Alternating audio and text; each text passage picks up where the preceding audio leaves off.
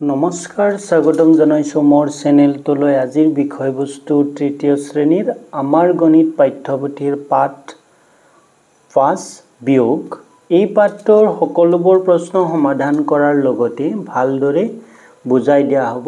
ভিডিঅ'টো চাই ভাল পালে লাইক কমেন্ট কৰাৰ লগতে সাবস্ক্ৰাইব কৰি দিব। বলক আমি পাঠটোলৈ আগবাঢ়ো। বিয়োগ। যাদৱ পায়েং এগৰাকী প্ৰসিদ্ধ পৰিৱেশ প্ৰেমী। অসমৰ যোৰহাট জিলাৰ কলিকামুখ অঞ্চলৰ ব্ৰহ্মপুত্ৰৰ ঔনা চাপৰিত এক বৃহৎ চৰ অঞ্চলত গছপুলি ৰোপণ কৰি চৰ অঞ্চলটোক তেখেতে অৰণ্যলৈ ৰূপান্তৰ কৰিছে। নতুন দিল্লীৰ জৱাহৰলাল নেহৰু বিশ্ববিদ্যালয়ে তেখেতক ভাৰতৰ অৰণ্য মানৱ ফৰেষ্ট মেন অফ ইণ্ডিয়া উপাধি প্ৰদান কৰিছে। 2015 চনৰ 26 জানুৱাৰীৰ দিনা ভাৰত চৰকাৰে তেখেতক পদ্মশ্ৰী অভিধাৰে সন্মানিত কৰে। যাদৱ পায়েঙৰ আদৰ্শৰে অনুপ্ৰাণিত হৈ আদৰ্শ প্ৰাথমিক বিদ্যালয়ৰ শিক্ষাৰ্থীসকল, শিক্ষক শিক্ষয়িত্ৰীসকল, অভিভাৱকসকল আৰু গাঁওখনৰ আত্মসহায়ক গোটৰ মহিলাসকলে তেওঁলোকৰ অঞ্চলত গছপুলি ৰোপণ কৰিবলৈ থিৰাং কৰিলে। সেই উদ্দেশ্যে 5 জুন বিশ্ব পৰিৱেশ দিৱসৰ দিনা নিয়ৰৰ দেউতাকে তেওঁৰ নাৰ্চাৰীৰ পৰা 147টা গছপুলি বিদ্যালয়লৈ আৰু 37টা গছপুলি আত্মসহায়ক গোটলৈ আগবঢ়াইছে। মানে যাদৱ পায়েং আছিল কি আমাৰ পৰিৱেশ প্ৰেমী মানুহ আছিল। তেওঁ চৰ অঞ্চলত ব্ৰহ্মপুত্ৰ চৰ অঞ্চলত গছপুলি ৰুই পিনে এখন অৰণ্য পাতিছিল, মানে অৰণ্যৰ নিচিনা কৰিছিল। সেইকাৰণে তেওঁক কি কোৱা হয়, ফৰেষ্ট মেন অফ ইণ্ডিয়া বুলি কোৱা হয়। বহুত ডাঙৰকে বনাইছিলে তেওঁ। এইটো আমাৰ আদৰ্শ প্ৰাথমিক বিদ্যালয়ৰ ছবি দিছে এনেকে। এতিয়া আমি অংক কি দিছে, বিয়োগ কেনেকে কৰিব লাগে তালৈকে যাওঁ। আত্মসহায়ক গোটৰ মহিলাসকলে প্ৰথমে গাঁৱৰ নামঘৰৰ চৌহদত 13টা গছপুলি ৰুলে। এই আত্মসহায়ক মহিলাৰ গোটবিলাকে যে গাঁৱৰ নামঘৰত কিমান ৰুলে, 13টা গছপুলি ৰুলে। মুঠ পুলি আমাৰ কিমান আছিলে, 147টা। মানে আত্মসহায়ক গোটক কিমান দিছিলে, 37টা দিছিলে।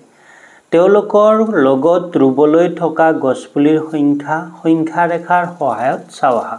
মানে আমাক যেহেতু বিয়োগ কৈছে যে বিয়োগৰ কথা ক'ব এই চেপ্টাৰটোত, আৰু এই চেপ্টাৰটোত আমি বিয়োগ সংখ্যা ৰেখাত কেনেকৈ কৰিম সেইটো চাম।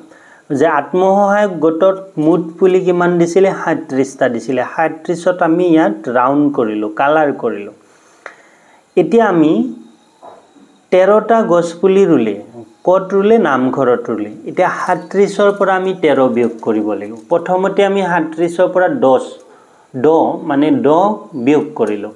1 2 3 4 5 6 7 8 9 এনেকৈ 10, মানে 37ৰ পৰা আমি 10 জাপ এটা দিলোঁ। তাৰপিছত 1 2 3 জাপ দিলোঁ। আমাৰ মুঠ কিমান হ'ল, 13। মানে 37ৰ পৰা আমি এনেকৈ 13 কমাই আনিলোঁ। 13 কমাই আনাত আমাৰ কিমান হ'ল, 24 হ'ল। এনেকৈ আমি দীঘল জাপ বা তুমি 5ৰ জাপ দিও কৰিব পাৰা। 5ৰ জাপ দিয়াতকৈ তোমাৰ 10ৰ জাপ যদি দিয়া তেতিয়া সহজ হ'বগৈ। এতিয়া আকৌ দিছে মহিলাসকলৰ হাতত থকা 24টা পুলিৰ পৰা 15টা পুলি তেওঁলোকে আলিবাটৰ দাঁতিত শাৰী শাৰীকৈ ৰুলে। 24টা পুলি ৰৈ আছিলে আৰু 15টা পুলি আলিবাটৰ কাষত, মানে ৰাস্তাৰ কাষত শাৰী শাৰী ৰুলে। এতিয়া তেওঁলোকৰ লগত কেইটা পুলি থাকিব। এতিয়া আমি 24টাৰ পৰা ঠিক আগৰ নিচিনাকৈ কৰিম যে 24ৰ পৰা আমি 10 জাপ দিম। এনেকৈ ইয়াত আমি 10 জাপ দিম। 10 জাপ দিয়াৰ লগে লগে আমি 14 পালোঁ। তাৰপিছত আমাৰ কিমান আছিলে, 15। যে 15 হোৱাৰ লগে লগে আমি ইয়াতে 1 2 3 4 5 এনেকৈ 5 জাপ দিলোঁ। আমাৰ টোটেল আমাৰ ইয়াত কিমান হ'ল, 15 হ'ল। এতিয়া 24ৰ পৰা মানে 15 যদি কমাই দিওঁ, মানে 15 বিয়োগ কৰিলে আমাৰ থাকিব 9। এইটো 10 নহয়, এইটো হ'ব 9।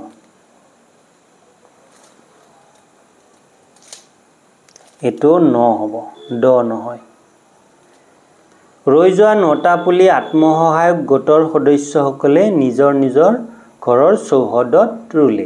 বাকী যিকেইটা 9টা পুলি ৰুইছিলে সেই পুলিকেইটা সিহঁতৰ ঘৰত ৰুলে। এইটো মানে কি 24ৰ পৰা আমি দ যেতিয়া জপিয়াম মানে পিছলৈ গুচি যাম। বিয়োগ মানে আমি পিছলৈ গুচি যাম। মুঠ পুলি 24টা আছিলে, 24ৰ পৰা দৰ জাপ দিয়া বা 5ৰ জাপ দিলেও হ'ব, কিন্তু আমি যিমান পাৰোঁ ডাঙৰ জাপ দিব চাম, যে দৰ জাপ দিলে আমাৰ সুবিধা হয়। যে 24ৰ পৰা 10 বিয়োগ কৰিলে 14 পাম। 1 2 3 4 5 6 7 8 9 10 14 পালোঁ। 14ৰ পৰা আকৌ এটা এটাকৈ 5টা জাপ দিয়া। ইয়াত 5টা জাপ দিলে আমাৰ টোটেল কিমান হ'ল? 15টা পুলি ৰুইছিলোঁ, আমাৰ 15 হ'ল। গতিকে 24ৰ পৰা 15 গ'লে 9 থাকে। এতিয়া সংখ্যা ৰেখাৰ সহায়ত বিয়োগ কৰোঁ আহা। সংখ্যা ৰেখাৰ সহায়ত বিয়োগ কৰিব দিছে। 32 বিয়োগ 15। 32ৰ পৰা 15 বিয়োগ কৰিলে আমি 32টা সংখ্যা ধৰা বা 32টা আম আছে। 32টা আমৰ পৰা 15টা পচি গ'ল বা 15টা খাই দিলা। এতিয়া 32ৰ পৰা তুমি 15 কৰাৰ লগে লগে ইয়াত দৰ জাপ দিয়া। দৰ জাপ দিলোঁ আমি 1 2 3 4 5 6 7 8 9 10 22 পালোঁ। আৰু ইয়াত কি দিয়া? 1ৰ জাপ 5টা দিয়া। 1 1 2 3 4 5 এনেকৈ আমাৰ কিমান থাকিলে? 17টা থাকিলে।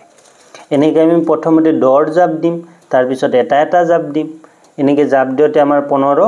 মুঠতে আমি মুঠ সংখ্যাটোৰ পৰা যিমান বিয়োগ কৰিব লাগে সেইখিনি কমাই আনিব লাগে, মানে ওলোটা ফালে যাব লাগে। ইয়াত দৰ পৰা আছিলে 32লৈকে, গতিকে আমি ইফালে আমি কমাই দিওঁ।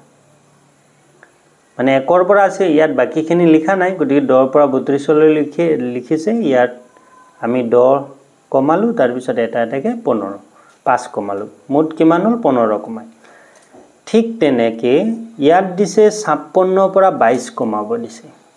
মানে 1ৰ পৰা 56লৈকে আছে। এতিয়া আমি 22 কমালে কিমান হ'ব? প্ৰথমতে দৰ জাপ দিলোঁ আমি। দৰ জাপ এতিয়া 22 কমাইছে। 10 দুটা হ'লে 20 হ'ব। তাৰপিছত আকৌ 2 কমালে কিমান হ'ব? আমাৰ 1 2 34 হ'ব। 56ৰ পৰা যদি আমি 22 বিয়োগ কৰোঁ আমি 34 পাম। এনেকৈ আমি সংখ্যা ৰেখাবিলাক আঁকিব পাৰোঁ। তাৰপিছত দিছে 65ৰ পৰা 12 বিয়োগ কৰিব। আমি দৰ জাপ দিম, ইয়াতো আমি এনেকৈ দৰ জাপ দিম। 65ৰ পৰা দৰ জাপ দিলোঁ, 55 পালোঁ। তাৰপিছত 1 1কৈ কমালোঁ, 53 পালোঁ। এনেকৈ আমি সংখ্যা ৰেখা বিভিন্ন ধৰণে আঁকিব পাৰোঁ। এতিয়া তোমালোকে যদি ভাবা বোলে নহয় মই 10কৈ নকমাওঁ, তেতিয়া মই 5কৈ কমাম। 1 2 3 4 5 ইয়াতো কমাওঁ, 1 জাপ দিব পাৰা। ইয়াৰ পৰা আকৌ ইয়াত 1 জাপ দিব পাৰা। এনেকৈ কমাব পাৰা। বিদ্যালয়খনত কোনে কেইটা গছপুলি ৰুলে চাওঁ আহাচোন। শিক্ষক আৰু অভিভাৱকসকলে মিলি 147টা পুলিৰ পৰা 12টা পুলি ৰুলে। ৰুবলৈ কিমান পুলি থাকিল চাওঁ আহা। মানে 147টা পুলি 12টা পুলি ৰুলে। এতিয়া 147 আছিল। চাওঁ 147ক শতকত, এইখিনিক শতক বুলি কৈছে। আৰু যি 4 আছিলে, 4 এটা আমাৰ 10ৰ এটা এটা ঘৰ বুলি কৈছে। 1 কৈ আছে। এতিয়া 4 আছে আৰু 7 একক স্থানৰ আমাৰ 7 আছিলে, গতিকে 7টা গুটি ধৰিছে। ইয়াত 4 আছিল, 4ডাল লাঠি হৈছে। ইয়াত 100 আছে, 100টা গুটি আছে। ইয়াৰ দৰ গুটিৰ লাঠি কেইডাল হৈছে? 4ডাল হৈছে। এইটো চাওঁ, 100ৰ বাবে দিছে, 10ৰ বাবে এনেকৈ এডাল দিছে, 1ৰ বাবে এইটো দিছে। এতিয়া 12টা গছপুলি ৰোৱাৰ পিছত ৰুবলৈ পুলি থাকিল। 12টা মানে কি? 1 2 মানে 1 এটা আৰু 2টা আছে। ইয়াত 10ৰ এটা কাটি দিব, এনেকৈ 10ৰ এটা কাটি দিয়া আৰু এককৰ 2টা কাটি দিয়া। এতিয়া ইয়াত আমাৰ সংখ্যাটো কি হ'ল? 100টোতো 100 হৈয়ে থাকিব। ইয়াত 10ৰ 3 থাকিলে আৰু এককৰ 5 থাকিলে। এতিয়া মানে 147ৰ পৰা যদি আমি 12 বিয়োগ কৰোঁ কিমান পাম? 135 পাম। এতিয়া 147ৰ পৰা 12 বিয়োগ কৰি আমি কিমান পালোঁ? 135 পালোঁ। এইবাৰ 5ম শ্ৰেণীৰ 22গৰাকী শিক্ষাৰ্থীয়ে একোটাকৈ গছপুলি ৰুলে। এটা এটাকৈ গছপুলি ৰুলে 5ম শ্ৰেণী। কিমানটা গছপুলি ৰুবলৈ গছপুলি আছিল? যে ৰুবলৈ থাকিল। কিমানটা গছপুলি ৰুবলৈ থাকিল? গছপুলি আমাৰ কিমান আছিলে? 135টা। আমাৰ 5ম শ্ৰেণী ৰুব কিমান? 22টা। 22 মানে কি? 2 2 তো 2 দহত আমাৰ এই 2 দহৰ লাঠি দুডাল কটা যাব আৰু 2 একক স্থানত আছে গতিকে দুটা গুটি কটা যাব এতিয়া আমি 22টা গছ পুলি ৰোৱাৰ পিছত ৰুবলৈ গছ পুলি থাকিল এতিয়া আমি ইয়াত আমাৰ কিমান আছিল 135টা আছে 135ৰ পৰা আমি কি যেহেতু 22 কাটিব লাগে মানে 22 টো বিয়োগ কৰিব লাগে ইয়াত 2 দ মানে দুটা দ কাটিলো আৰু ইয়াত দুটা গুটি কাটিলো এনেকৈ আমাৰ মুঠ পালো কিমান 113 পালো তে 135ৰ পৰা যদি আমি 22 বিয়োগ কৰো তেতিয়া আমি পাম 113 মানে দহৰ ইয়াত 3 দ আছিলে 2 দ কটা গল মানে ইয়াত 3টা দ আছিলে 2 দ কটা গল 1 থাকিল ইয়াত 5টা একক আছিলে 2 দ কটা গল 3 আমি সদায় অংক সোফালৰ পৰা মানে একক স্থানৰ পৰা অংকবিলাক বিয়োগ কৰি আহিব লাগে এটা একক স্থানত 5 আছিলে দুটা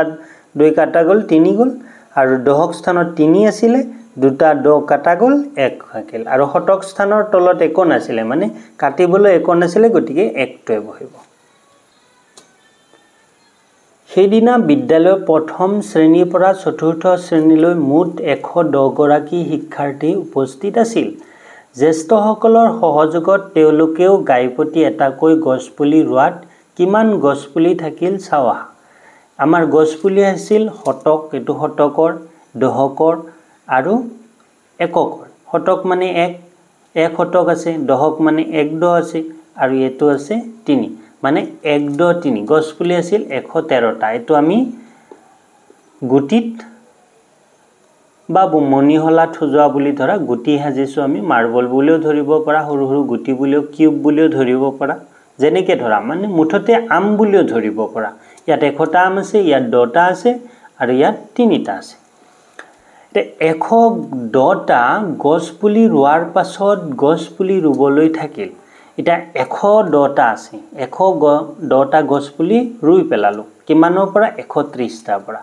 এটা 100 আমাৰ কটা যাব দহত কি আছে আমাৰ 1 আছে 1 দ আছে দহৰ কটা গল এটা একক স্থানত কি আছে 0 আছে কিন্তু ইয়াত এককত 3 আছে গতিকে 0 থকাৰ কাৰণে এটাও নাই এতিয়া আমাৰ বাকি থাকিল কিমান 3 মানে 113 পৰা আমাৰ এককত মানে শতকত যি হ আছিল হেতু কটা গল দহকৰটো কটা গল কিন্তু এককৰটো কটা জনে মানে একক স্থানত এক ভ্যালুটো কিমান আছে 0 হৈ আছে 113 পৰা এতিয়া আমি 3 পৰা 0 যদি বিয়োগ কৰো 3 থাকিব মানে 0ৰ লগত যিকোনো সংখ্যা বিয়োগ কৰিলে সেই সংখ্যাটোৱে হ'ব 3 হ'ল 3 পৰা 0 বিয়োগ কৰিলো 3 হ'ল 1ৰ পৰা 1 কাটিলো মানে এটা আম আছিল মানে 1 দ 10টা আম আছিল ইয়াতে 1 দ মানে 10টা আম আছিল ইয়াতো 10 কাটিলো আমি কিমান থাকিলে 0 থাকিলে মানে 1ৰ পৰা 1 যদি কাটিটো 0 থাকিলে এই 1ৰ পৰা যদি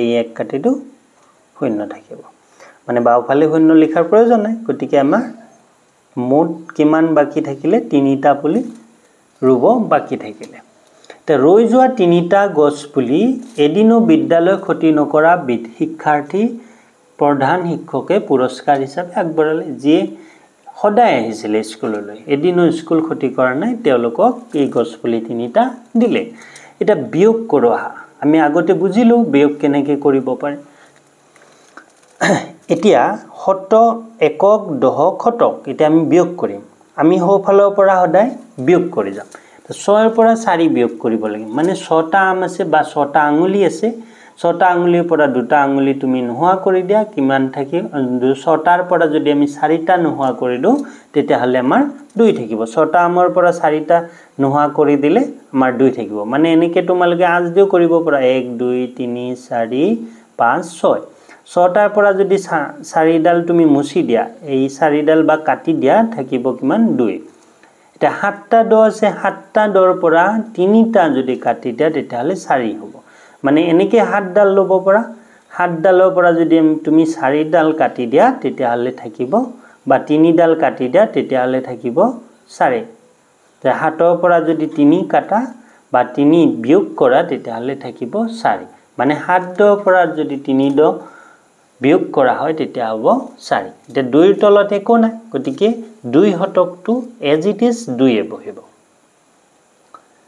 এনেকৈ আমি 8ৰ পৰা 4 বিয়োগ কৰিলে আমি পাম 4 9 দৰ পৰা 8 দ বিয়োগ কৰিলে পাম 1 3 ৰ পৰা একো নাই মানে 3 বহিব এটা 5 ৰ পৰা 1 যদি বিয়োগ কৰো আমি 4 পাম 7 ৰ পৰা 6 বিয়োগ কৰিলে 1 পাম 9 ৰ পৰা ইয়াত একো নাই মানে 9 টোই বহিব তলত একো সংখ্যা নাথাকিলে শতক আছে শতক স্থানত একো নাই গতিকে শতক বহিব এনেকে 8 ৰ পৰা 4 বিয়োগ কৰিলে 4 9 ৰ পৰা 8 বিয়োগ কৰিলে 1 2 ৰ পৰা 1 বিয়োগ কৰিলে 1 তা 7 ৰ পৰা 4 বিয়োগ কৰিলে 3 4 ৰ পৰা 2 বিয়োগ কৰিলে 2 6 ৰ পৰা 5 বিয়োগ কৰিলে 1 এতিয়া 6 ৰ এককৰ পৰা 3 একক বিয়োগ কৰিলে 3 মানে 6টা আমৰ পৰা 3টা বিয়োগ কৰিলে 3 তা 4 দৰ পৰা 4 যেহেতু একে আছে গতিকে 4 ৰ পৰা 4 গলে 0 হ'ব 8 ৰ পৰা 5 গলে হ'ব 3 এনেকে তোমালকে কৰিবলৈ চেষ্টা কৰিবা এতিয়া কৰো আহা কথা প্ৰশ্ন বা শাব্দিক প্ৰশ্ন দিছে চাহপাত চিঙাৰ বাবদ চামেলিৰ মাকে 570 টকা পালে কিমান পালে 570 টকা চামেলিৰ বাবে ৰঙা ফিটা চলা এটা আৰু মুড়িৰ লাৰু কিনতে খৰচ হল 220 টকা মানে 570 টকাৰ পৰা 220 টকা খৰচ হল তেওঁৰ হাতত কিমান টকা জমা থাকিল এনেকে মই কৰি দিছো তোমালকে চাই লবা তে চামেলিৰ মাকে টকা পালে 500 টকা মানে 570 টকা পালে তে চামেলিৰ মাকৰ টকা খৰচ হল এনেকে লিখিব লাগিব টকা খৰচ হল কিমান 220 এটা আমি এককৰ লগত এককটো বিয়োগ কৰিব লাগিব 0 ৰ পৰা 0 বিয়োগ কৰিলে 0 হয় 7 ৰ পৰা 2 বিয়োগ কৰিলে 5 হয় আৰু 5 ৰ পৰা 2 বিয়োগ কৰিলে 3 হয় এটা তেওঁৰ হাতত মানে চামেলিৰ মাকৰ হাতত জমা থাকিল 350 টকা পমিৰ দেউতাকে এদিনাখন 227টা ৰঙালাও বজাৰলৈ বিক্ৰী কৰিবলৈ লৈ গৈছিল বিক্ৰী নোহোৱা 115টা ৰঙালাও তেওঁৰ ঘৰলৈ ঘূৰাই আনিছিল সেইদিনা তেওঁ কিমানটা ৰঙালাও বিক্ৰী কৰিছিল মানে দেউতাকে লৈ গৈছিল 227টা বিক্ৰী কৰিব নিছিল যে বিক্ৰী নোহোৱাকে মানে ৰৈ যাওয়া ৰঙালাও আছিল 115টা গতিকে কিমানটা ৰঙালাও বিক্ৰী কৰিলে 227 ৰ পৰা যদি আমি 115 বিয়োগ কৰো তেতিয়া হলে আমাৰ কিমান ৰঙালাও বিক্ৰী কৰিলে হেতু ওলাই যাব পমিৰ দেউতাকে ৰঙালাও বিক্ৰী কৰিবলৈ লৈ গৈছিল কিমান 227টা তেওঁ ঘূৰাই আনিছিল কিমান 115টা এটো বিয়োগ কৰিব লাগিব 7 ৰ পৰা 5 গলে 2 2 ৰ পৰা 1 গলে 1 2 ৰ পৰা 1 গলে 1 তেওঁ বিক্ৰী কৰিছিল মানে ৰঙালাও বিক্ৰী কৰিছিল কিমানটা 112টা গ নম্বৰ বাগিচাখনত 120টা ফুলৰ পুলি আছে বাগিচাখনত আৰু কিমানটা ফুলৰ পুলি ৰুলে মুঠ পুলিৰ সংখ্যা 150 হ'ব মানে 150 মুঠ পুলিৰ পৰা আমি যিমানটা পুলি ৰুলো হেতু যদি আমি বিয়োগ কৰো তেতিয়া হলে কিমানটা পুলি ৰুব লাগে হেতু ওলাই যাব মুঠ পুলিৰ সংখ্যা 150 বাগিচাত আছে মানে ৰুলে বাগিচাত ৰোৱা হল কিমান 120টা 0 ৰ পৰা 0 গলে 0 5 ৰ পৰা 2 গলে 3 এটা ৰুব লগা পুলি হ'ব 30টা যে 150 ৰ পৰা যদি 120 আমি যিমানটা পুলি ৰুলো হেকেটা বিয়োগ কৰিটো তেতিয়া হলে আমাৰ ৰুব লগা পুলি থাকিব 30টা পুলি ৰুলে আমাৰ 150 হৈ যাব ৰমাৰ হাতত 178 টকা আছে 200 টকা হ'বলৈ ৰমাক আৰু কিমান টকা লাগিব মানে মুঠ টকাৰ পৰা 178 টকা যদি আমি বিয়োগ কৰি দিও তেতিয়া হলে আমাৰ ৰমাক আৰু কিমান টকা লাগিব 200 টকা হ'বলৈ হেতু ওলাই যাব মানে 200 ৰ পৰা 178 টকা আমি বিয়োগ কৰিব লাগিব ৰমাৰ হ'বলগীয়া টকা মানে মুঠ টকা কিমান 200 টকা ৰমাৰ হাতত আছে কিমান 178 এটা আমি বিয়োগ কৰিব লাগিব ইয়া 0 ৰ পৰা আমি 8 বিয়োগ কৰিব নোৱাৰো এই সোফালৰ পৰা কি কৰিব লাগিব 1 আনিব লাগিব ইয়াতে 1 আনাৰ লগে লগে ইয়া 10 হল 10 ৰ পৰা যদি ইয়াক নিয়া 1 নিয়া তেতিয়া হলে কি হ'ব ইয়া 10 হ'ব মানে এই 10 ৰ পৰা যদি 8 বিয়োগ কৰো তেতিয়া হলে 2 হ'ব আৰু ইয়াত থাকিল 9 মানে ইয়াত 100 আমি 100 হে আনিব লাগে যেহেতু শতকত আছে আমি 100 আনিব লাগে 100 আনাৰ লগে লগে ইয়াত 10 হল 10 ৰ পৰা আকৌ আমি ইয়াত 1 লৈ গলো 1 লৈ যোৱাৰ লগে লগে ইয়াত আমাৰ 1 হল 0 আছিল ইয়াত 9 দ থাকিলে এই 1 দৰ পৰা যেহেতু আমি 8 বিয়োগ কৰিম তেতিয়া 2 হ'ব আৰু ইয়াত 9 দ থাকিলে 9 দৰ পৰা 7 বিয়োগ কৰিলে আমাৰ 2 থাকিলে ইয়াত 1 দ আছিল গতি 1 ৰ পৰা 1 যদি বিয়োগ কৰো 0 হ'ব মানে এনেকৈ ভাবি লবা ইয়াৰ পৰা 1 আনিলো 10 হল এই দৰ পৰা 1 ইয়াত নিলো ইয়াত 10 হল ইয়াত 9 থাকিলে ইয়াত 10 ৰ পৰা যদি 8 বিয়োগ কৰো তেতিয়া হলে 2 থাকিব ইয়াত 9 ৰ পৰা 7 বিয়োগ কৰিলে 2 থাকিব এটা ৰমাক লাগিব 22 টকা 200 টকা হবলৈ ৰমাক লাগিব 22 টকা আজিলৈ পাঠটো ইমানেই আছিল ধন্যবাদ